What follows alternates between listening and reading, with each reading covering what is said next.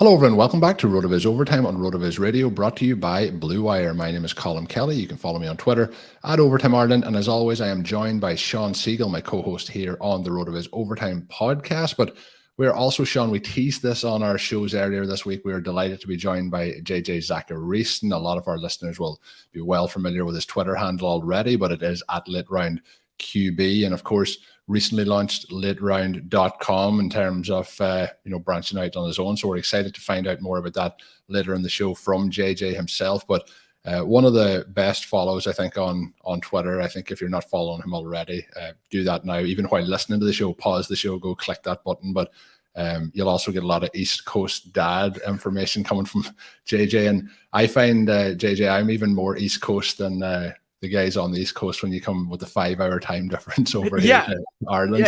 You got to brand that somehow, man. You got to try to get some swag out there for it.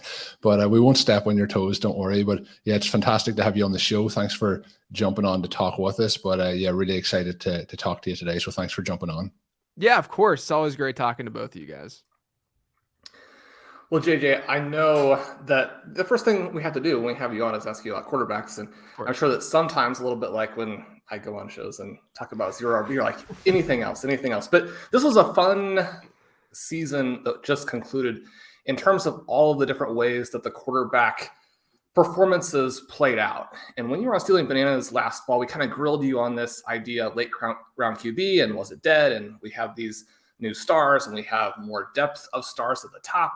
We've got these guys now who both throw the ball really well and run really well, and having some exposure to those players can definitely be very helpful, especially because now you don't have to pay first and second round prices.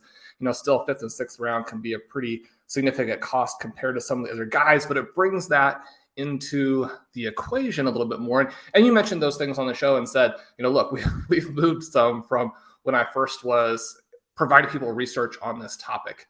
But then 2021 happened. Joe Burrow, he was really the big winner, at least in tournaments. He was the guy on the FFPC main event champion. He was the QB for the top 3 finishers in the FFP best ball. But at the same time, we saw some of those rookies that I think everybody was excited about, saw them struggle. Justin Fields' performance contributing to his coach getting fired. Trey Lance fails to earn the starting job. What should we be taking from the 2021 QB performances, big picture? Yeah, I mean, I think that you could really look at the quarterback position from 2021 and say that any approach you took technically had some wins, right? I mean, there were some losses with any approach, but there were also wins. You mentioned Joe Burrow, probably the more quintessential late round quarterback this past year, and obviously did very, very well when we needed him most, in the playoffs. But, at the same time, the way I sort of viewed quarterbacks, like let's say in the 2012 to 2016, 2017, 2018 year range was that it was really like a binary thing. Like you're either getting a quarterback early, which at the time was more so like third, fourth round, as opposed to now you're getting these guys in the fifth and sixth. You're either getting them early or you're just not getting them at all. And you're waiting forever and ever. And you're potentially streaming too, which was a lot more viable back then as well. But this past year entering the season, it seemed like there were more tiers involved as opposed to this like binary look, between the two groups of quarterbacks where, you had these like, yes, you had your elite guys last year that, the Josh Allens of the world, but you also had like a Jalen Hurts who wasn't necessarily, in the Joe Burrow range and wasn't necessarily a later round pick but he was still someone who was not quite in that elite tier, but you could make the argument for because of the rushing upside. And so, again, you can make the argument that a lot of these different approaches were successful. The one thing I think I talked about the last time I was talking to you guys is the fact that, quarterback predictability was very, very, very strong in 2020. And what I mean by predictability is preseason ADP versus postseason result. How good were we at predicting who the best quarterbacks were? And for the first time in a while, we finally have seen over the last couple of years now, but definitely last year, we could see it going into the season that the market was way more efficient than it's ever been. And a main reason for that is because people are finally valuing the rushing component properly. And then on top of that, you finally had these like true unicorn quarterbacks who not only were like doing things like Cam Newton used to do, during his MVP season, but they were also doing things through the air that we hadn't seen that combination really happen before. So that started a couple of years ago. And then last year was very obvious that it was happening. But the reason why early round quarterbacks weren't as successful, in my opinion, from 2020 to 2021, because they were unbelievable in 2020, the edge that they were giving you on a points per game basis. The difference, I think, in 2021 was that a lot of the regression across the league on a league-wide trend standpoint that we saw likely happened, to some degree, where passing wasn't as efficient. I think a lot of it had to do with there were fans in the stands, so opposing teams couldn't dictate as much at the line of scrimmage. And then on top of that, holding calls sort of reverted back to how they were, whereas that season they weren't calling as many on offense, so offensive drives were able to continue, and they were able to sustain longer drives. And so I think there were a lot of reasons why the 2020 season looked the way that it did. It's sort of like how we saw a spike after the near lockout season back in 2011, 2012 or so, where we didn't get a lot of practice in with defenses, and offenses knew what they were doing. And so the front half of the season was really loaded with big spikes in passing numbers, and then sort of evened out towards the end of the season. And so I sort of view from a very high level, we saw that regression hit, but at the same time, the predictability aspect was still there. The good quarterbacks, the elite quarterbacks, were still the guys who were finishing at the top of the list. They just weren't giving you quite the edge that we saw in 2020. And I think that's why, like I said, you could look at each of these tiers and say, this approach worked, this approach worked, this approach worked. But at the end of the day, it was just more so like this scattered way of looking at the quarterback position that we really haven't seen in a really long time. It seems like every year, there's a large chunk of years where it was just very obvious that the late round quarterback strategy was the way to go. And you could stream a QB6 in points per game fairly easily. That's just not the case anymore, because these guys are truly elite and giving you some sort of edge. It's just that edge wasn't as significant as what we saw in 2020. JJ, with a sort of quick digression here to think about some of those rushing QBs, maybe the upside that Fields and Lance will have going forward, but also how their struggles last year sort of reflect on this current incoming class. Obviously, people are very obsessed with, excited about the new rookies and how that's going to impact their super flex drafts and all of that type of thing. The rookie quarterbacks are not projected to be elite prospects this season, and yet we could have 4 or 5 drafted fairly early. Obviously, NFL teams always needing these quarterbacks, and all of those guys bring some rushing value to the table. So even if they're not the elite prospects that we sometimes see, the hits seem like they're going to be still very valuable. At the same time, are we going to have a chilling effect with these guys, even with the potential rushing value, based on what last year transpired with those big names? And we always see a reaction to the previous year. How is that going to affect us this year? Yeah, I mean, I think we're definitely going to see a reaction. Not only because the quarterback class just in general has the stigma / probably is just worse than what we had last season. But yeah, I mean, I think in hindsight, I was someone who was definitely into both Justin Fields and Trey Lance in redraft and obviously in Dynasty. But, I was into them in redraft, especially if I was in a league where it didn't really matter if they didn't fully pan out. It was fine. It wasn't that big of a deal. But, there's obviously some leagues, like if you're in a deeper format, it was a little bit harder, a tougher pill to swallow if those guys just didn't hit, which they didn't really hit. So I think, though, in hindsight, looking at how we all approached Fields and Lance in particular last year, I think that I say we, I mean, I'm not throwing you guys under the bus or me under the bus or anything like that. I mean, we all we're into them to some degree.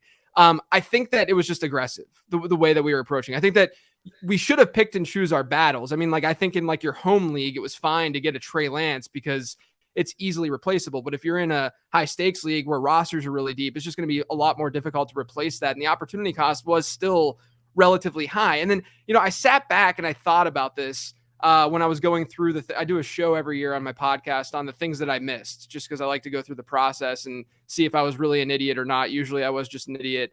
And, with regard to the rookie quarterbacks, because again, I was into them, but with regard to them, I think that one really easy thing that we could have done, and we probably should have done, was look at Lamar Jackson's rookie season and look at what he did as a rookie when he got to be the starter, and he was averaging like 18, 19 points per game, and he was fine. Like he was still a low end QB1, but were we really expecting, or should we have expected a Trey Lance or a Justin Fields to like far exceed that? Because we knew that they were going to have to far exceed that. I mean, by 2 or 3 points per game in order to be like in order to be a true difference maker at the quarterback position. Right. And so I started to think about that. I was like, man, I really wish I would have had that just like general thought before last season. And I probably wouldn't have been as aggressive in some formats going after a Trey Lance or Justin Fields. And I think moving forward, I think we should react negatively to what happened in 2020 or 2021 rather, just because, we have a lot of data showing and supporting that rookie quarterbacks aren't necessarily the best fantasy assets. I mean, you're going to have stretches, and you're going to have Deshaun Watson comes to mind before he got injured his rookie season, where you're going to have stretches where these guys have an opportunity to really shine and be great. But you're also then banking on the fact that that player that you just happen to be getting is indeed that elite of an asset. So the way that I sort of see it is it's going to be league dependent. It's going to be team specific. If you have deeper rosters where it's a lot more difficult to make up for that mistake, because let's be honest, the hit rate is probably not going to be that high, then, I'd probably shy away from just going after those rookies and go after, like maybe a pocket passer, but hopefully more of a mobile dual threat guy. And then if I'm in more of a casual league where I know that, Matthew Stafford's going to be on the waiver wire or something like that, it's a lot easier to just go after a rookie and just say, yeah, sure. Let's just say see if Malik is great and ends up hitting. Yeah, I think as well, you mentioned a couple of things there that tie together. I think last year we also seen more rookie quarterbacks sitting than we had, early in the season. That led obviously to a good comparison that you made with Lamar Jackson, who didn't start immediately. And obviously that limited the upside. Myself and Shawn did have Trey Lance in our FFPC main event. So when you're looking at those high stakes, and then we kind of sat with them all season at that point. But we also, like in the preseason, you're looking at the upside. And I think the other part that got tied in is the rushing upside of some of these rookies that were coming in. So even if they didn't do a lot, throwing the ball, we thought that was going to work on the ground. So there's a couple of things I think over the last 2 to 3 years with how rookies have done straight off the bat that probably all transpired together to make us kind of to feel that way overall.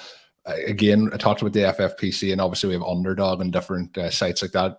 We are currently drafting much too early, I guess, in terms of best ball leagues.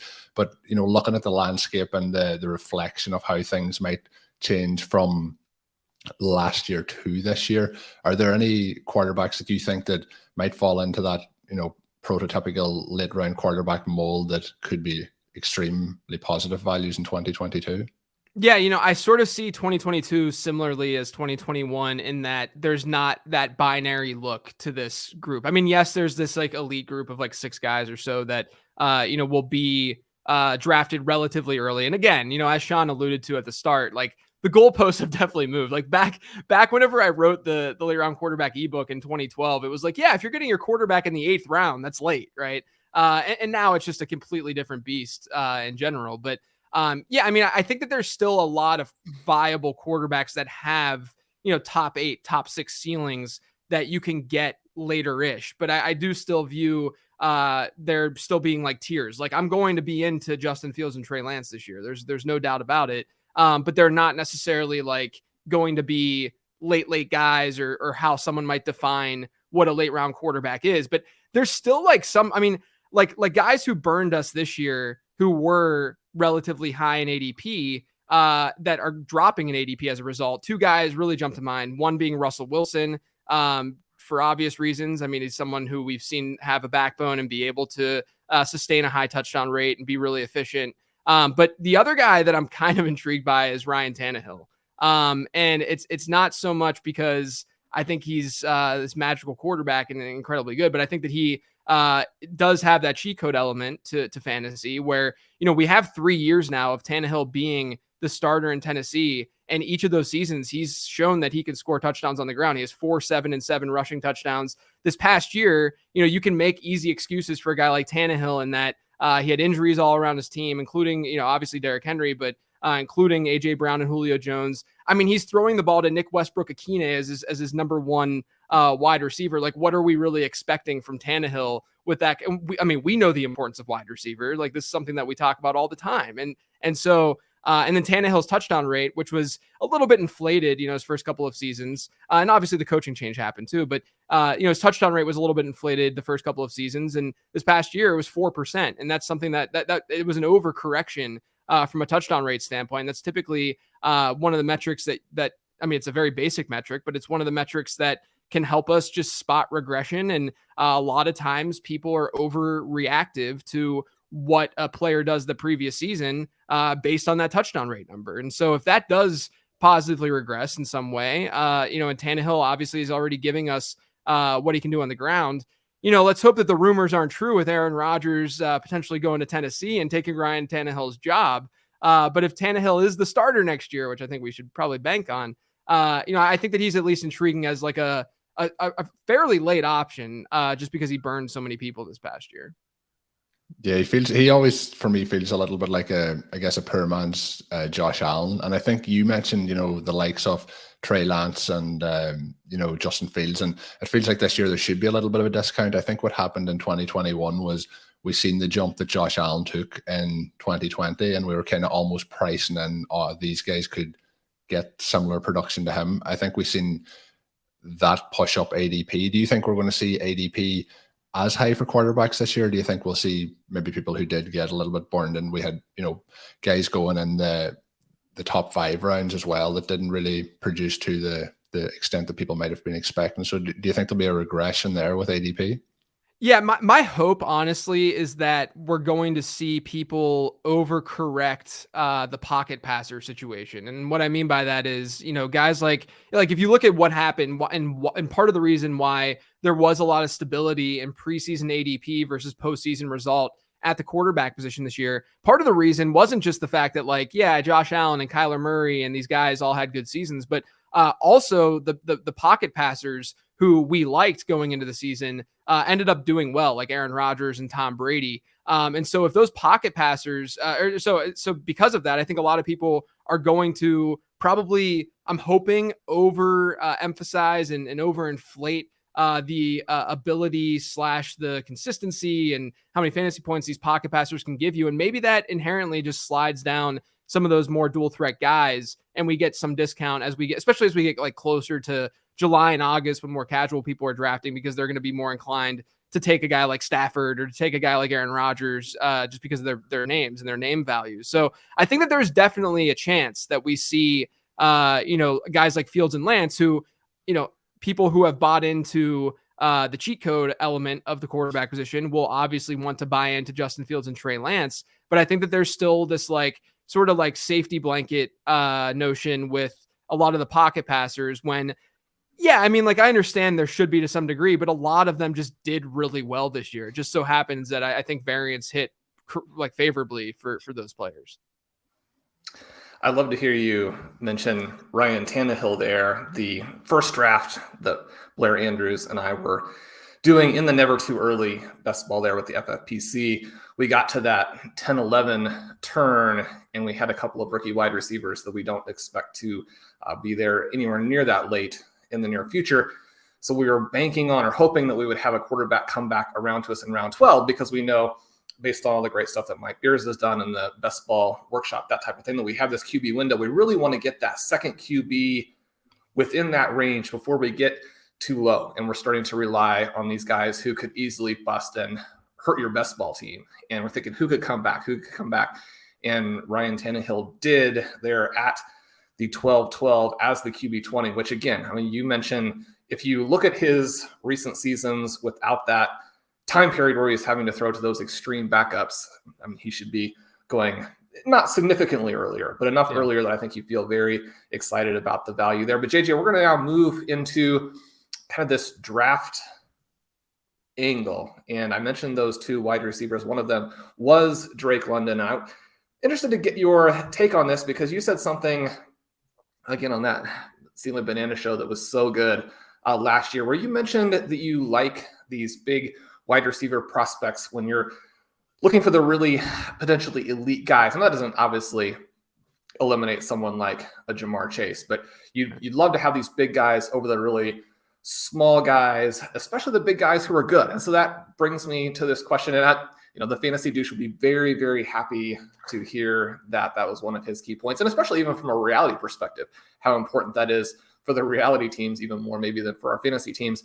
But the 2022 class has a couple of options sort of in that category, including some plus size potential first rounders like Treylon Burks and Drake London. These guys are also two of the more productive players in this class, although London obviously had the breakout there curtailed a little bit by injury. Do you have an early wide receiver favorite from this group? Again, this class isn't expected to be as good as either last year's or next year's, but we're seeing a lot of wide receivers projected in the reality first round. Yeah, we are. I don't think the class is that bad in total. And I agree with the trend. I mean, Burks, his profile and his size and what he'll likely measure at and all that. I mean, it's wild. I mean, we haven't really seen a player like this in some time. I mean, maybe you can make the argument that like AJ Brown was sort of along these lines, but he has better, Burks has better production than Brown did, partially because of the DK Metcalf situation. And he's taller, he's just bigger. But still, I mean, it's just, he's a freak prospect. Now, you mentioned like the size thing, and I will say in my prospect model that I work out of, size doesn't really matter at all in the prospect model I mean, there's thresholds that I like wide receivers to hit. But the model doesn't necessarily care about size that much. And I think a lot of that is because it's looking at a very, very large sample, and across a large sample, you're looking more at like median outcomes as opposed to the high range outcomes. And, this is one of the reasons why, my model loved Elijah Moore last season, for instance. And Elijah Moore coming out, he was not the biggest dude in the world. And I loved Elijah Moore too. Don't get me wrong. Like I have him across leagues and I'm excited about him. But the way that and this is more of a miss than a hit from an analysis standpoint, but the way that I sort of view these guys is if a guy is going to be typecasted to being a slot guy, which that was a possibility with Elijah Moore after he was drafted this past year. I worry about what that ceiling's truly going to look like. It's not like a Cooper Kupp journey happens very often at all. And if you look at the top of dynasty rankings and the way that wide receivers appreciate, like, yes, slot guys are going to get you and can get you, an elite season here and there and very strong production, but it's going to be really difficult for them to consistently be, at the top of rankings list and dynasty rankings list and be, a top 3 or 4 wide receiver. And so that naturally, just the way that the game and the way that coaches utilize these guys, it just naturally comes with size, right? Like not a lot of like X receivers are tiny and not a lot of slot guys are massive. I mean, I always say that a lot of guys that play the perimeter can go inside, but guys who are playing inside can't always just go outside. It just doesn't work that way. And so, that's why both London and Burks are looking good so far. I mean, London's profile is really insane with the way that he produced at such a young age and with great competition too. And then I think there's like the safety, like in that same tier as them with Garrett Wilson, like his numbers also performing with, strong wide receivers in his offense. He had a really, really good, one of the big metrics that I know RotoViz has utilized for years and that my model utilizes is yards per team pass attempt. And his best season yards per team pass attempt is one of the best in the class. And that's while playing with tough competition, early declare, you can check that box. And so, he's going to have good draft capital too. I think a lot of mocks have had him as the wide receiver 1 so far in this class. And so, I think I think it's logical to throw Wilson in that elite group, but yeah, I'm really, really into Burks and London. And then if there's a small guy that I'm into, like, just to go off the beaten path a little bit, Sky Moore, man. I mean, his production profile is pretty incredible. It's almost like a diet Tyler Lockett look with his production profile. It's very, very difficult to match what Tyler Lockett did in college and his efficiency. But Sky Moore, not a big school, not a big program. That's obviously a little risky and scary. But he's a smaller in size, but he's a little bit thick. So we don't have to. We're not like looking at like a Marquise Brown situation or anything like that. I mean, he's thicker than even what we saw out of like Elijah Moore last year. And he had really, really good college production, really good marks across the board, which we should expect from a smaller school. But we've seen guys like him hit, like I said, you had like a Tyler Lockett semi comp, but the lower end that you do fear a little bit is that we get like we'll see what happens with Rondale Moore, but it could end up being a Rondale Moore type situation too, because he's another guy who comps at least somewhat to him. But I think Sky Moore is at least just very, very fun if I were to not go, the bigger bodied route. Yeah, he's somebody as well that I've seen Pat and Ben and Pete talk about over the last week or so. So a fun player. You also mentioned Rondale Moore there. So let's hope that year 2 works out better than year 1. It got off to a nice start, but it really disintegrated very rapidly after that. Yeah. So hopefully we get some hope in year 2. We did touch a little bit on the rookie quarterback luck, but heading into the draft, and it had been talked, for dynasty players, they'll be talking about this draft over the last 12 months that it, isn't deep and there isn't a lot of great opportunities there. But, the closer we get to the draft, and we're already, a month or a month and a half out, and the buzz is going to continue to increase for these guys. And at the moment, we're going to see a lot of quarterbacks and wide receivers going in round 1 of the reality draft. And then we'll have some second round running backs thrown into the mix. Starting to look, and maybe this happens as most years, but it is starting to feel like this class is deeper than a lot of people had anticipated, and especially as it would relate to Superflex. Do you feel that it's kind of in that mold where it's a little bit deeper, and do you think the hype is just going to get higher as we get closer to the draft as well? Yeah, I mean, I feel like this always happens, right? The dynasty community will fade a class, and this was the class, especially because of what's potentially happening next year. And people being really excited about 2023. So the notion is, let's just sell all our 2022 picks and get 2023 picks and put a premium on them. And honestly, allow others to acquire 2022 picks fairly easily, all things considered. The way I sort of see this class is like it's a worse version of the 2020 class, where we had a really, really good, the 2020 class was amazing. Where we had really, really good running backs, really, really good wide receivers. It's just a worse version of that, in my opinion, where maybe the depth isn't quite as there. I think the running backs, you're not going to see as high end talent like we saw that season. But then, you can sort of look at the quarterback position, like Justin Herbert sort of being this like highly volatile, people don't really know what they're getting out of him guy. And you can compare that to Malik in a way. Obviously totally different types of quarterbacks, but then you get like the Joe Burrow, Kenny Pickett comp that is going to naturally get thrown around because of their last season production and coming out as older quarterbacks. So I sort of see it as like you definitely cannot sit there and say it's close to that class, because that class was epically good. But I do think that it's sort of like a worse version of that. There's going to be players that come out of it that are really, really strong. I mean, I think that fading general consensus about draft classes in dynasty in general is a good approach. We see it all the time. The 2019 wide receiver class really comes to mind, where, analytically did not look that great. I'm not going to shy away from that, but the results still looked pretty decent. And even still, I think there were still good players in that draft, just naturally and in general. So, you have to definitely look at what the real NFL draft is doing and how teams are valuing these players, because it's free evaluation. That's why draft capital is part of my model. That's why draft capital matters. It's not just these guys might get opportunity early on in their careers, and that's great. It's also, guys, these teams have millions and millions of dollars scouting these players. We can't be so arrogant to sit and do box score scouting the way that we do and say, oh no, they're totally, yeah, they do dumb things, don't get me wrong, but we can't just sit here and be like, oh no, they're totally wrong. They shouldn't be doing this. They shouldn't be doing this, just because, our spreadsheets are saying one thing. And, I try to keep that open mind throughout the draft process. Well, it is good of you to say keeping the open mind and not criticizing the reality geos too heavily. Not too much. Like... we can do it a little bit, but not too much.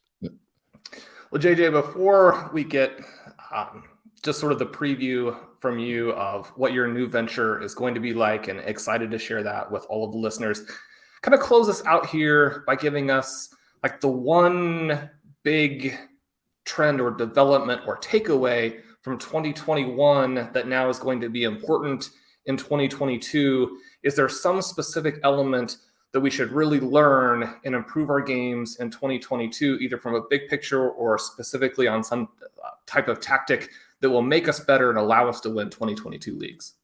Yeah, you guys know I'm a big structural drafter. I love strategy. That's really my bread and butter with this stuff, and I love analyzing the game that way. But I actually think that this season is going to be all about fading specific players for really unnecessary reasons, because of what we saw in 2021 with a lot of those early round draft picks busting, getting hurt.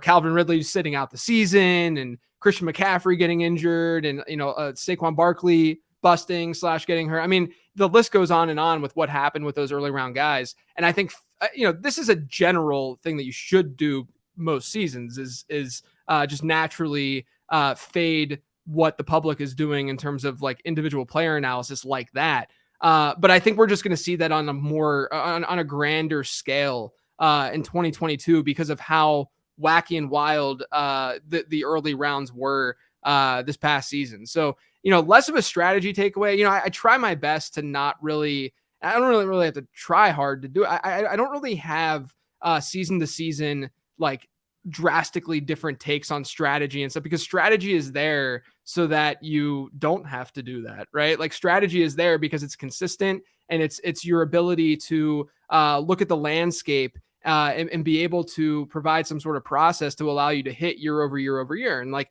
things like the running back dead zone, it was alive and well last year, and that'll still be alive and well this year. Things like the tight end dead zone, same deal, drafting quarterbacks later or getting an elite guy and not really going after middle. I mean, there's strategies that have worked year over year over year because the market reacts and works in a very similar way year over year. And I think it's easy to overstate sort of how drastically the game of football can change in one season. Yes, there's going to be blips here and there, but things regress. Like we know that, and defenses adjust, or, the rules are different, like we saw in 2020 to 2021.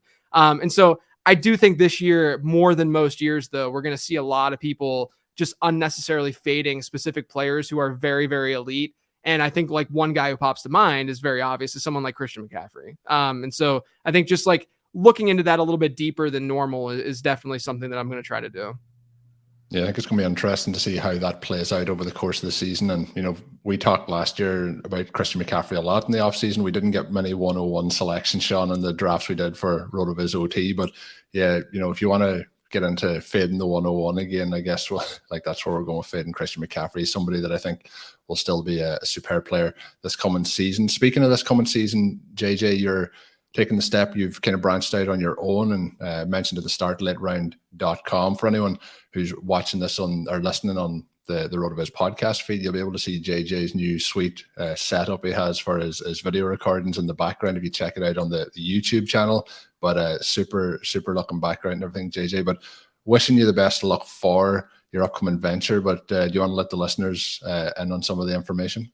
Yeah, sure. I really sort of approached it in a pretty simplistic way. I wasn't trying to make some convoluted business plan and handle everything on my own that way. But I'll have a prospect guide, which is essentially me breaking down my model. And it's a PDF downloadable that I'm selling. But it's me breaking down my model and talking through, this year's class, but also I built what I call a year 2 model, which is just a look at how a player performed during his rookie season and associating that with his prospect score and looking at, the 2021 draft class and seeing what their hit rates look like in years 2 and 3. So that's all part of the prospect guide. Have a season-long guide later in the summer, in like June or so. And then I have a Patreon and then my podcast as well. So it's really, really simple. Just selling a couple guides, doing the Patreon thing, and then the Late Round podcast is still alive and well. Yeah, make sure you check out the Late Round podcast. And of course, I mentioned at the start, following JJ on Twitter. It's at Late Round QB. You'll get amazing advice there throughout the season, throughout the off season. Of course, you mentioned the Patreon. So check out everything JJ's doing there. Quickest way to find it is on his Twitter handle. But JJ, it's been awesome to have you on the show, and thank you for jumping aboard. Yeah, thanks, guys. Always love talking to you. Before we finish up, as always, you can get yourself a 10% discount to RotoViz NFL Pass just by using the code RVRadio2022 at checkout, or you can go to rotoviz.com/podcast for more information. We will be back on Saturday as we preview the Super Bowl and give you our predictions for who we think will win. If you listened to our previews earlier this week, you may have a feeling as to which way we are leaning on that one. We may be a little bit biased at this point of the season based on how the NFL season went overall. But I guess with that in mind, all that's left to say is my name is Colm Kelly. You can follow me on Twitter at Overtime Ireland, and my co-host as always is Shawn Siegele. Check out Shawn's work up on rotoviz.com. And until we're back on Saturday, have a good one.